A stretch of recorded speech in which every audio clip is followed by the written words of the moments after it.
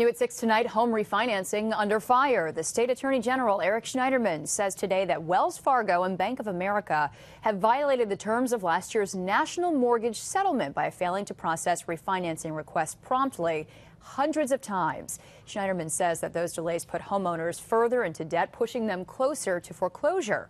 And on that note, many people struggling to get by have considered a loan modification as an option to lower their mortgage payment. There's been a lot of talk of this federal program over the last few years, but Jennifer Loogie has the real deal tonight on how it might not be all that it's cracked up to be. Becky Kuhn has lived in this home in Porter Corners for 27 years. I have a couple streams and ponds, and this is the end of the Adirondacks. I just love it here.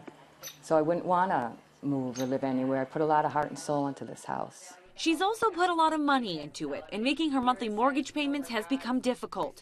But when she called her lender to see if she'd qualify for a loan modification, she was told she would have to fall behind on 3 months' worth of payments to even be considered. A representative from Bank of America told me, just save the money, don't spend it, like put it in another account, and when the default period's over, then you pay it back, just like it's no big deal.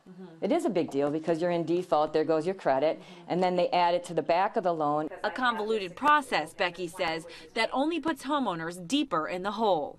I've heard more horror stories than success stories with this program. Drew Aiello is a mortgage specialist who says this whole federally backed loan modification program is littered with red tape. There is mountains of paperwork that have to be dealt with. They're going to get a financial package, they're going to fill it out. It's a whole budget, income, expense, you name it, all the way down. They're going to fill it out, they're going to send it in. Then someone's going to get it and say, oh, we never got it. They're going to fill it out again and send it in, and then they're going to say they never got it. And it's going to go back and forth, and they're going to be switched around to different people. That sounds just about right, according to Becky. You have to be persistent. You have to call every single day, and the wheel that squeaks the most gets the oil, kind of thing.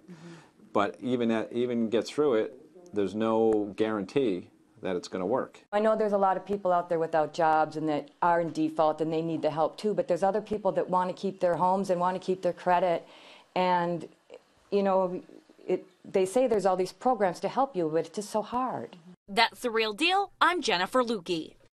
And we're told by federal representatives that the purpose of a loan modification program was to help those who were already behind on their payments. But Jennifer says if you don't want to get to that point, you should call your lender directly and tell them about your situation, see if they can offer you some kind of temporary deal.